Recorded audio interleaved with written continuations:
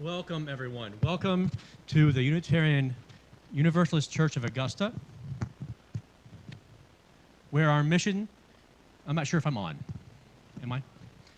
Where our mission is to create a beloved community, acting together with compassion, reason, and respect, empowering us to promote a just society, something I hope that we're all doing in our daily lives, in addition to what we're doing here. My name is Reverend Nick Filzen, and I'm here together with worship host Chris Palmer, music director David Netches, the choir. We still have seats. There's still room up there, so. Just a little plug, that's all. Guest speakers Lynn T. Doe, Chris Drescher via video, and Natalia Bowden. Thank you all for lending your voice to this service, and you, the prophethood of all believers. Welcome to each of you. And certainly welcome to our visitors. I see a few orange name tags out there, which is excellent. That means that we have some visitors among us. And I'd like to invite you, if you are a visitor, to fill out a blue card in one of the seat pockets in front of you. Leave it with one of the greeters before you leave today. That'll allow us to stay in touch with you and hopefully allow you to be in touch with us in any way you'd like.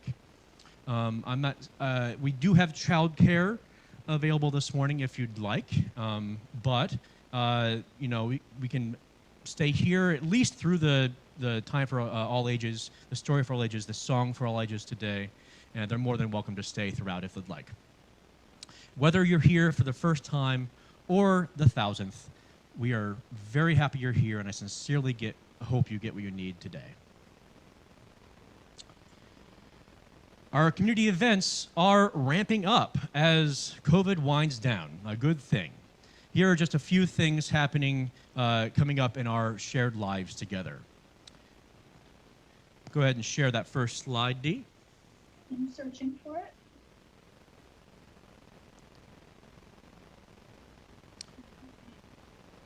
As she pulls that slide up, I'll just begin. Today is the day our pledge drive goes into full swing. From 2 to 5 p.m. today, a group of volunteers who've been working really hard to train and get ready for this event will be calling everybody in our community to hear from you. How will your treasure support the mission of this faith community? Will you answer the call? I heard from Lynn Dennison this morning, who's leading the charge on the pledge drive, that we've had 34 people already pledge for a total of $88,000. Thank you to those who have already pledged, and let's keep the momentum going this afternoon.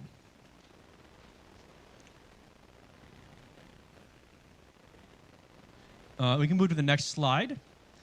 What skill or service can you offer this community that can help to support our mission at our upcoming auction on April 30th?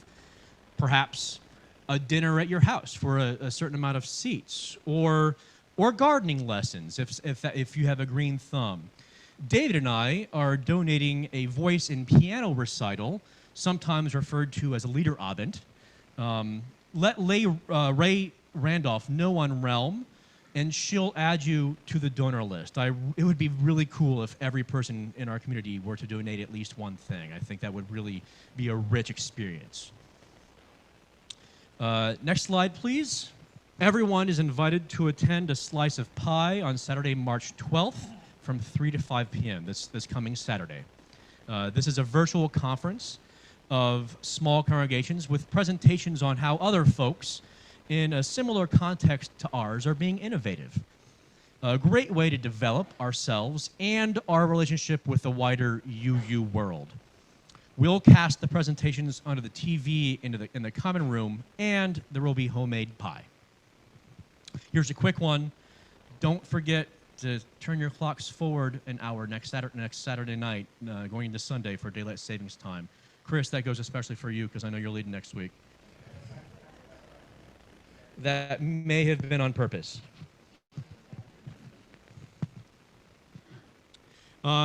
I know, would you share your bit about Romeo? I saw you send a note, but I forgot to put it in my notes here. Come to the mic. Yeah, I'm Jerry Goldman, and right up to the mic. into the mic. How am I doing? I'm Jerry Goldman, and we are going to resume our luncheon meeting for retired old men eating out on the 24th of March.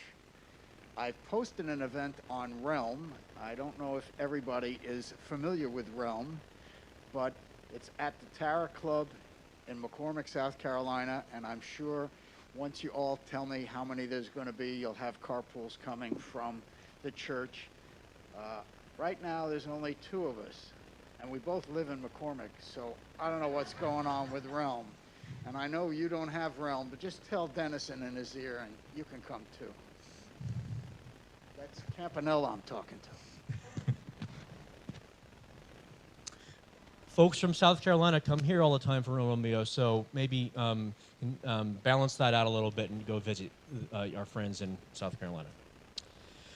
Finally, tomorrow evening, between 4:30 and 6, roughly rush hour, a group of interfaith folks from all around this area with a vested interest in global peace and love for our international neighbors will be holding a vigil. A vigil to witness the unprovoked attack on Ukraine, a vigil to denounce all war. There are some really tragic things happening all over the world that aren't getting nearly as much attention, for example, in Ethiopia. A vigil to let folks know, love your neighbor. Because we are a neighbor to one of our partner churches, First Baptist Church, and because we get a lot of traffic here at rush hour, an interfaith group will be meeting on either side of Walton Way Extension, right outside here, for that time. To show our solidarity on this important issue, I truly hope as many of you can come as possible. Signs will be provided. However, if you want to bring a sunflower, I think that would be a really powerful symbol. Sunflower is the national flower of Ukraine, and it also has a lot of peace elements built into the symbolism. So I hope you'll join me. I'll be there with my yellow stole. It should be a good time for us to really show some strong solidarity with folks in our community.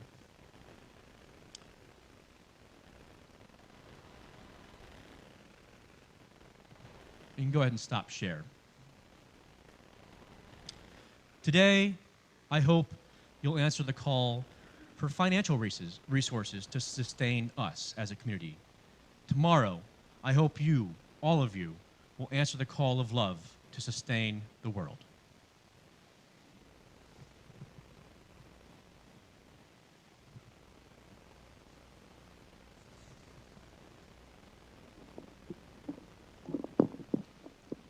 Good morning, everyone. Today, our chalice lighting is for Artemis Palmer. We call this light before us in hope that we may always remain a strong community, working together to make the world a better place. When we are grieving or sad, when we are challenged, when we need help, this flame guides us out of the darkness.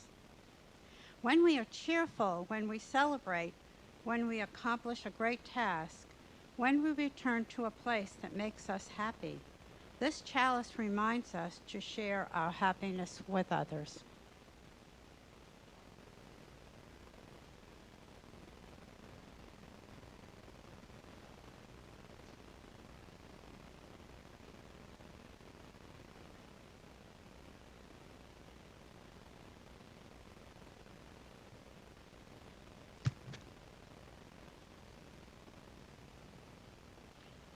Good morning. Our opening hymn is hymn number 193, Our Faith is But a Single Gem. The words will be on the screen or in your gray hymnals. Rise in body or spirit as we sing.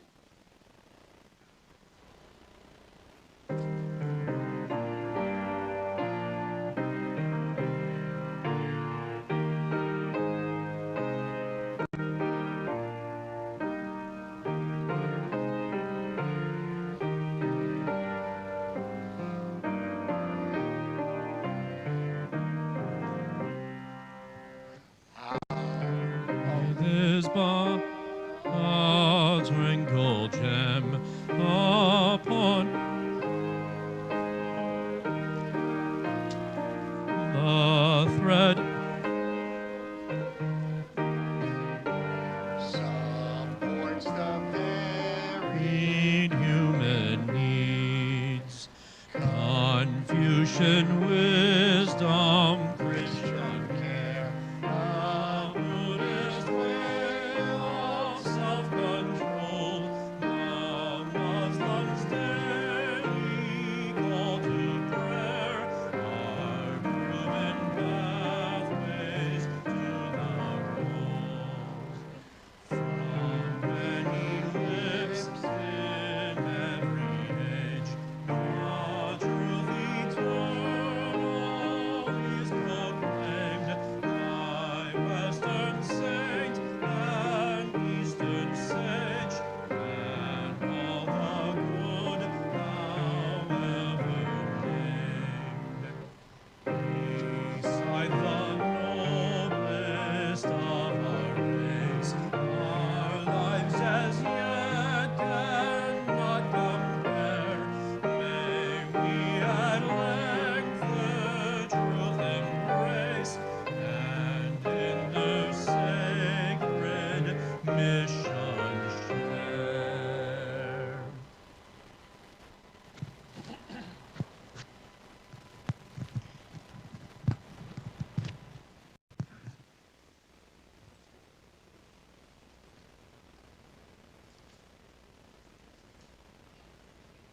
So as Stephen gets the video up for our story and song for all ages, I'll explain a little bit what the video is. It's a UU storyteller and song writer, Leah Morris. We've heard from her before, and I think she does a better job of telling this parable of the spoons than I do, but it's one of my favorite parables. If you haven't heard it before, I think it'll be really meaningful for you. And then she'll share a song for us all to sing together at the conclusion of the story.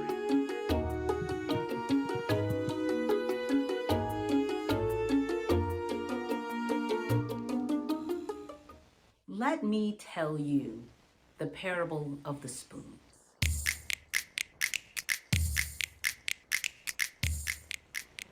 There once was a Can mystic you turn the volume up in here, please? who was fascinated by the idea of heaven and hell. One day, in a deep meditation, the mystic came face to face with the creator of the universe. And of course, their first question was, what is the nature of the relationship between heaven, hell, and earth? And the creator of the universe clapped its cosmic hands. And immediately the two were in a room. In the center of this room, there was a round table. And in the center of that table, there was a roaring fire. Over the fire, there was a huge cauldron of a seething stew with a smell so enchanting that the mystic was drawn closer to the table, but not too close, because all around the table, there were sickly, unhealthy, groaning people, each of them with a long spoon, long enough to reach the cauldron in the center of the table, but not long enough to feed themselves. And they all struggled and they tried hard, but they never quite managed. The mystic didn't need to ponder long to understand that this was hell. Instantly, the creator of the universe clapped those cosmic hands again, and they were in a different room. Except it was the same room. So much of the room was identical. There was the round table, the roaring fire, the cauldron with that delicious smelling stew in the center, and around it, people seated. But these people looked healthy. They looked happy. In fact, they were laughing and telling each other stories and jokes. Some of them were singing songs. Some of them were just listening attentively. And they also had those same long, overlong spoons. But as they dipped out of the stew, they didn't trouble themselves trying to make that long spoon reach back to their mouths. They simply reached across the table and fed someone else. And when they were hungry, they had the humility and the clarity of mind to open their mouths and let themselves be fed. The mystic didn't have to ponder long to recognize that this was heaven. And the beauty of this story is that it isn't just about heaven and hell as an afterlife idea, but it shows us how we can choose to experience heaven or hell here on earth. And as a matter of fact, this story inspired this song. No one gets to heaven alone, to heaven alone, to heaven alone. No one gets to heaven alone. We get there side by side, side by side, side by side, side by side. We get there side by side. No one heals the world on their own, the world on their own, the world on their own. No one heals the world on their own. We're healing side by side, side by side, side by side, side by side. We're healing side by side. No one does the work on their own, the work on their own, the work on their own. No one does the work on their own. We're working side by side, side by side, side by side, side by side. We're working side by side, side by side, side by side, side by side. We're healing side by side, side by side, side by side, side by side. We get there side by side.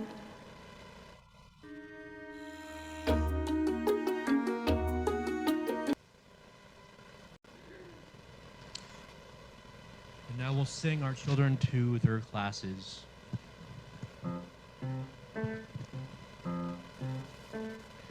As you go, rejoice around you. As you go, may you grow. Know our love is with you always. As you go, as you go.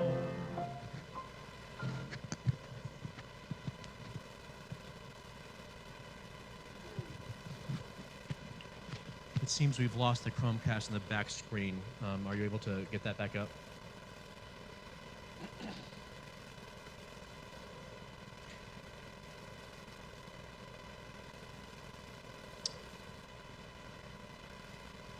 Now is a time for prayer and meditation, a time for us to recenter ourselves, our minds, our bodies, our souls, to connect with our bodies, realize that our bodies are here, side by side, with our friends, community members, people we love. A time where we can express our gratitude outward, but also notice how we change inward. If you'd like to bow your head or close your eyes, connect your feet to the ground, whatever is most comfortable for you, I invite you to enter that physical space now.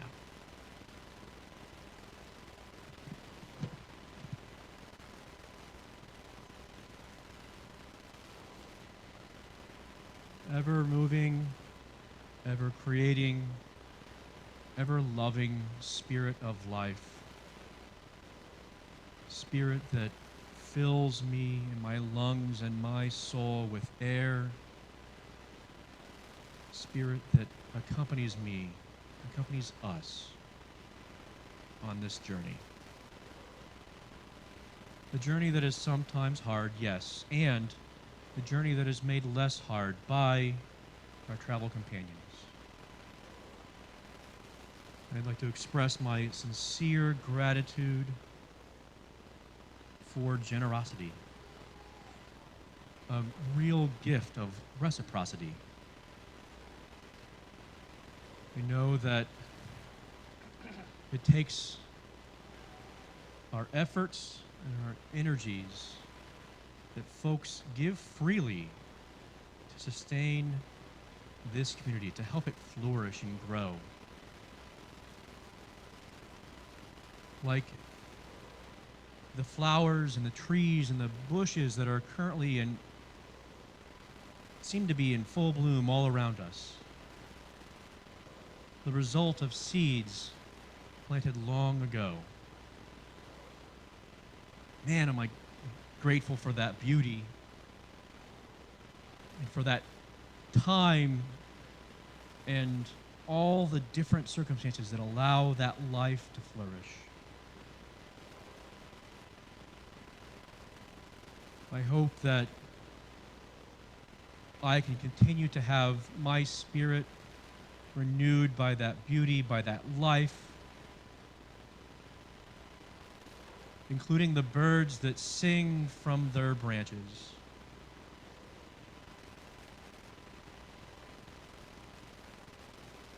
It's a blessing to be able to hear and see and feel the tremendous beauty and community all around us.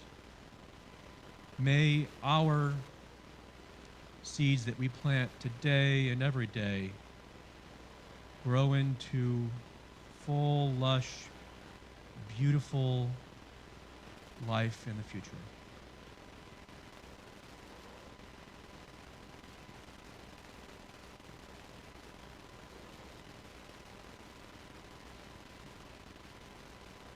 Not unlike a child.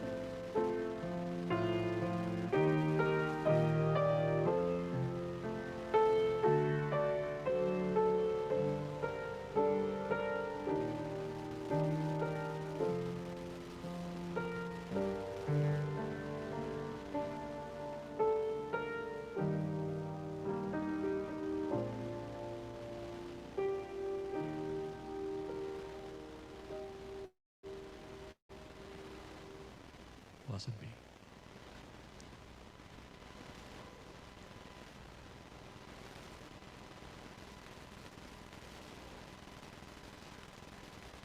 Years ago, when I was president of this congregation, I was privileged to go to a workshop on pledging.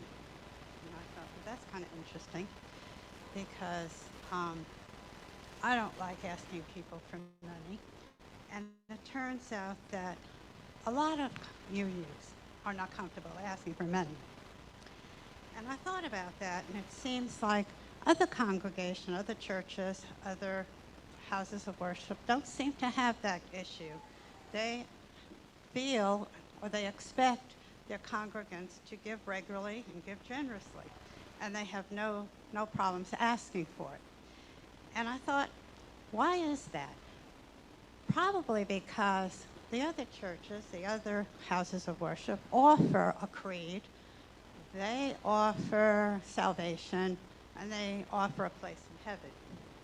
We congregations don't have a creed. We don't offer salvation, and we don't offer a place in heaven. What we do offer is love, acceptance. Anybody that walks through our doors is welcome, no matter the color of their skin or what they believe or what their gender is. And so, in order to keep this church open and to welcome these people in and make them feel comfortable and give them the love that we share in this church, I'm going to ask that you please donate today when we pass the plate and give as generously as you possibly can, because we love this church and we want to keep it going. May bless you.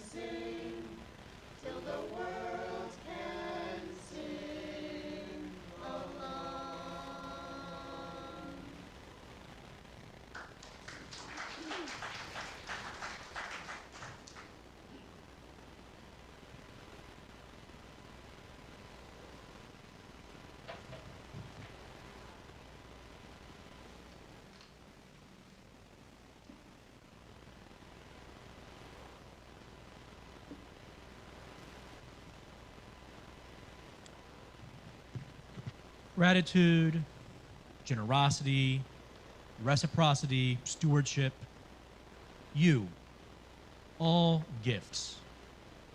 Gifts that keep our shared Unitarian Universalist faith vibrant and flourishing, alive, like the pink flowers in full bloom near the outside fountain here. I don't know if you saw those this morning, but they're gorgeous.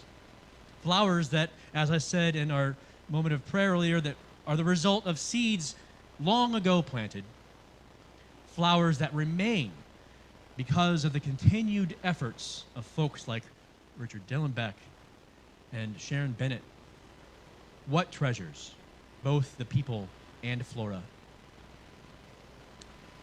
When Stephen Heil calls us this afternoon, Janaea and I are going to raise our pledge from last year, our donation to the church, by 20%. Because we love you all and we love the mission of this church. We're grateful for you and the mission of this church and want to reciprocate that gratitude with generosity.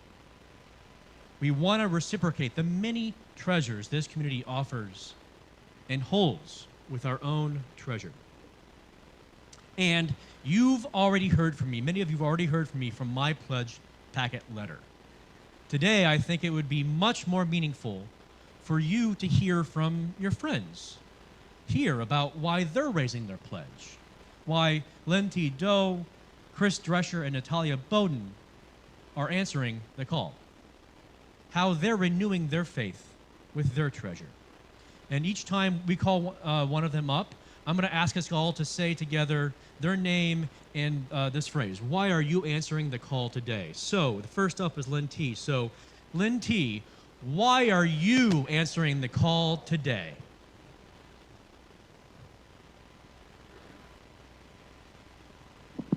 Good morning, and thank you for being present. And why am I calling the pledge? Answering the call today.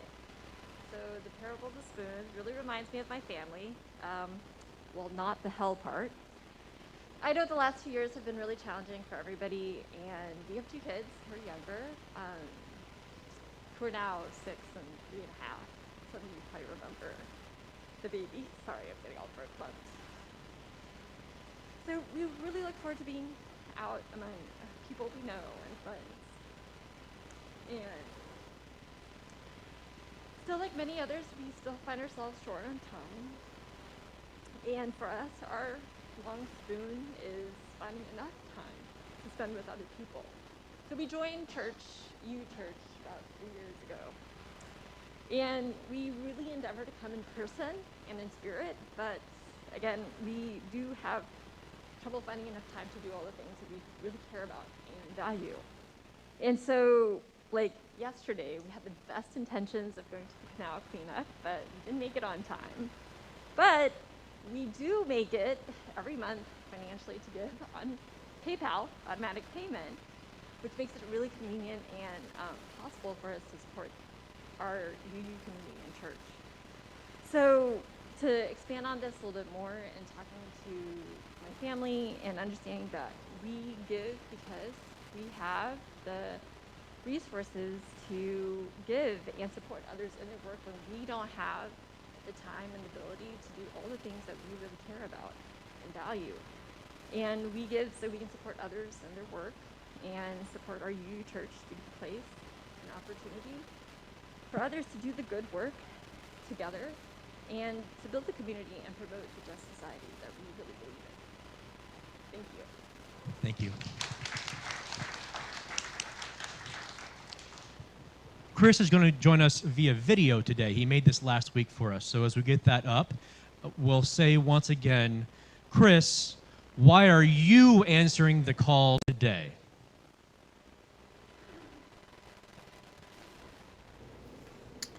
Hello, everyone. Sorry I can't be there in person today, but I wanted to take a minute and send a video and tell you all about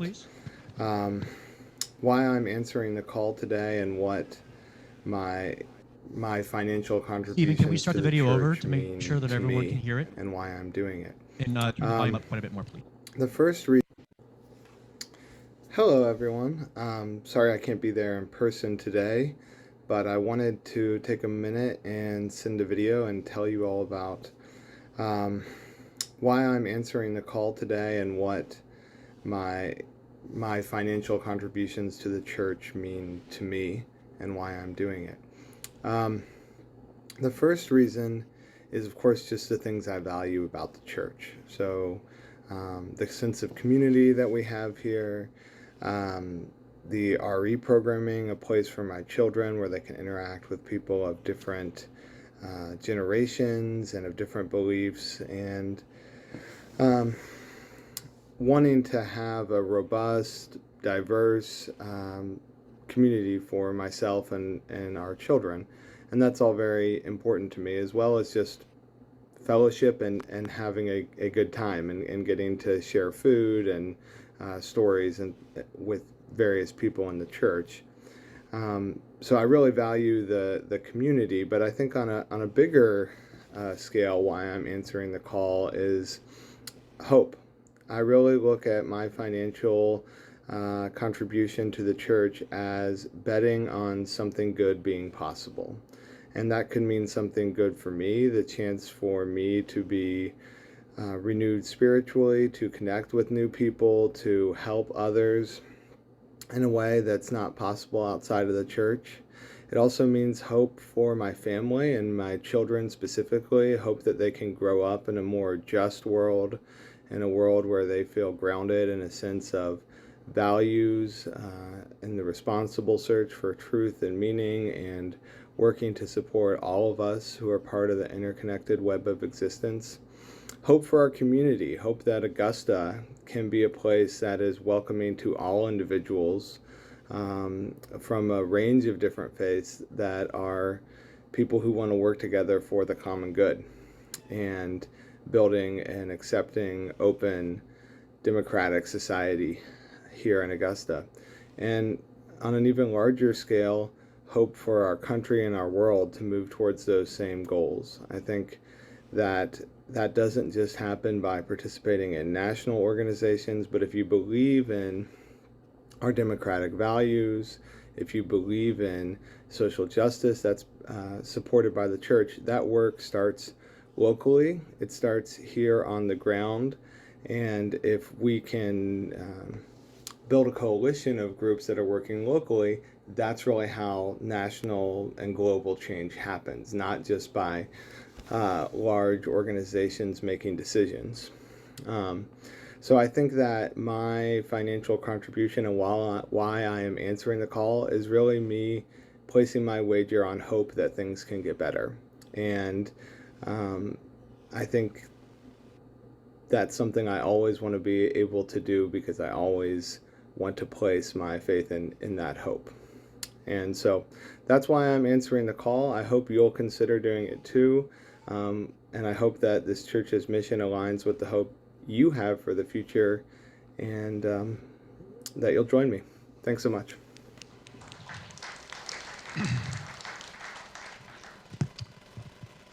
Finally, Natalia, why are you answering the call today? Take this off so my glasses don't steam up too much. I really appreciated this question because it really gave me an opportunity to reflect on why I pledge and why I want to increase it today. Some of you may know that I was born into a UU community. I was born and raised in the Unitarian Universalist Church of Atlanta, Congregation of Atlanta, and my family and I were all very involved there. But in my early 20s, I chose to leave the church, and I completely left the church for 18 years. And during that time, I began to study and practice Buddhism, and I also explored other religious faiths, including Catholicism and Islam and Baha'i, the Baha'i faith, and the Society of Friends, or Quakers. So I did all that, but when I moved to Augusta in 2007, I made another choice after 18 years to come back to the UU faith and to join this church. I remain a Buddhist. I have practiced for about 30 years, and I belong to 2 Buddhist sanghas, one local and one international. And right now I am in seminary at a Quaker seminary. But my Buddhism and my resonance with Quakers and my interest in panentheism and process theology and Christian universalism, I have realized that that all is based on a base of Unitarian Universalism and the faith that raised me. So when I was thinking about coming back, it was a huge decision for me. So when I was thinking about it, I looked back at the UU principles, and I realized how integral they were and are to my life. And I realized that it was my upbringing in the UU faith that had allowed me the opportunity to question and explore other religions. And it allowed me to be critical while also nourishing my own spiritual growth. So I pledge today because I'm committed to helping give that experience to others, particularly children, like Lynn T. and Chris talked about. I really hope to help provide them a firm base and a firm supportive community where they can grow and experience spirituality, but also be encouraged to question and be critical about beliefs and systems that often cause harm.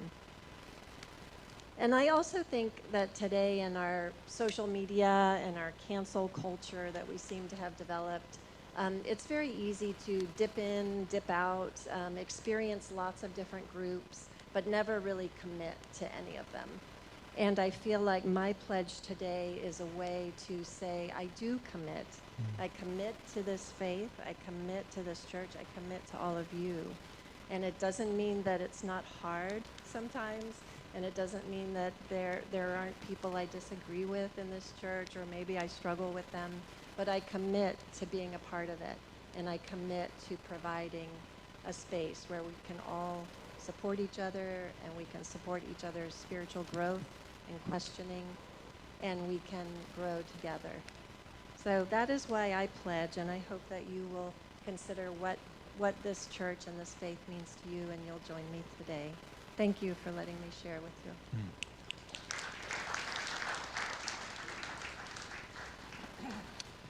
Thank you, three really, really great reflections, and I hope that folks resonate with some of the things that were said there. Now that we've heard these prepared reflections, and thank you so much again for writing those for us today, I'd love to hear from basically anyone else here in this space and on Zoom who would like to share. In a few moments, I'm going to ask folks to line up behind me, as we have been doing for Joys and Sorrows, kind of between these rows here and David, and then wrapping around behind the circle here to the left, facing that way. And you're invited to share why you're answering the call today in 1 or 2 sentences. Perhaps 3, but I might get my hook if it's more than that. When you speak clearly and directly right into this microphone, right as our other speakers did. Put it right up into your face so the folks at home can hear, and so folks here can hear. Folks on Zoom, like I said, will have a chance to share too. Just raise your hand, either with your actual hand or with the raise hand reaction, and Dee will call on you to unmute and share. Once you've shared, please mute yourself again.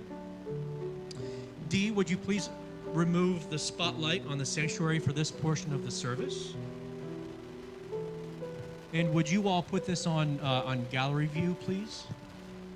Once we get to the final hymn, we'll put it back on the spotlight, all right? So, if you'd like to share in 1 or 2 sentences why you're answering the call today, I invite you to come and line up here behind me. I'm looking for somebody bold to start the line. Chris, thank you. And David will continue to underscore our next hymn as you all speak. To keep it as short as I can, it's my people, it's my refuge, and it's a place where I can practice my faith with a sense of integrity without having to cherry pick. I'm Barbara Bowen, and I'm your treasurer. And as your treasurer, I'm increasing my pledge by 20% because I know how much we need it in order to do all the things that we really want to do. I hate having to sit in a board meeting and hear wonderful ideas and have to go, well, where's the money coming from? So I'm going to put some of mine into it. I answered the call for a lot of reasons, but today I'm thinking about our first principle, and respecting the inherent worth and dignity of all people is extremely hard, but I think it is the basis for all of our other values, and I'm going to keep trying.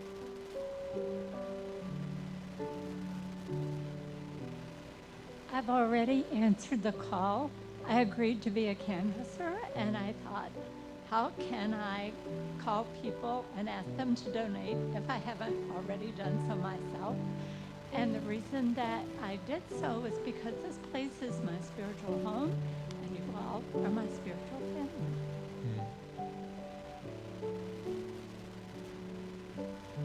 I'm Andy Reese. I've answered the call. We increased our pledge some this year. We couldn't go to 20% for reasons I won't go into. But I support this church because it is the foundation for the work that I like to do in social justice work, interfaith work that I'm committed to here. And what's going on in Ukraine right now is just an example of why that's important.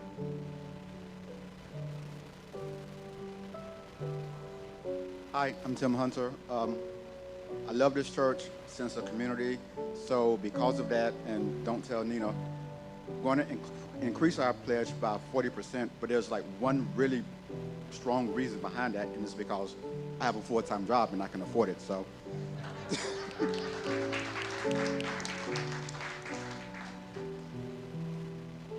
I'm Ray, and today is actually my last day here because we move on Tuesday. But I am still answering the call because you guys have been a really great community while we lived here.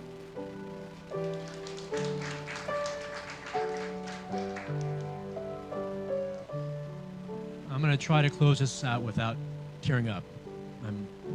You'll look up. I have Zoom folks who want to... Thank you, Dee. Is there? I apologize. Yes. Okay, Sharon Bennett. Hello, Dee, and everyone else. Jerry and I are increasing our pledge this year because this is our spiritual home and the source of our faith. Jerry's a Buddhist and I'm a divine feminist, but this is where we belong. This is the basis of our faith, and we love all of you. Thank you. Thank you. Do we have any more people in Zoom land who want to say something? I can say that I support the church, and I'm Unitarian. Why wouldn't I? I'll return it to you.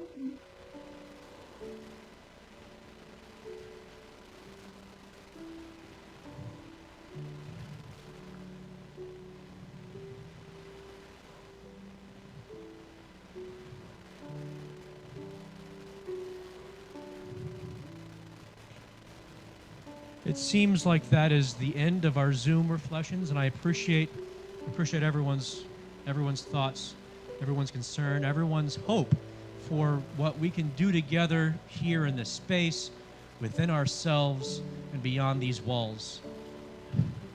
I am so grateful to be here and to be, at the very least, a small part of a community that truly lives its values. Values that I hope to support my whole life, my whole career. I know Janaea feels the same. And what gratitude I have for you all and your generosity of treasure and spirit. With that, may we enter our final hymn, and I'll let David announce that. Our closing hymn is number 404. What gift can we bring? Words on the screen or in your hymnal? These words are the best words I can think of on answering the call.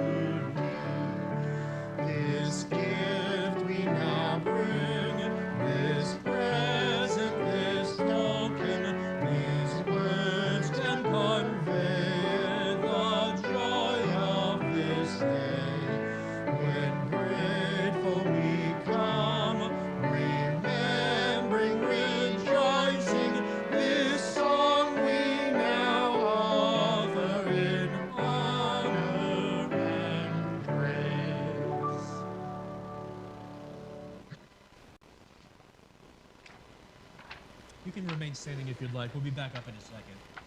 Whatever you want to do, body or spirit, stay up, sit down. Today's benediction and chalice extinguishing words are mashup from 1 Timothy 6, verse 19, and Matthew chapter 6, verse 21 from the Christian Bible. In this way, today, you all lay up treasures for yourselves as a firm foundation for the coming age, so that you may take hold of life.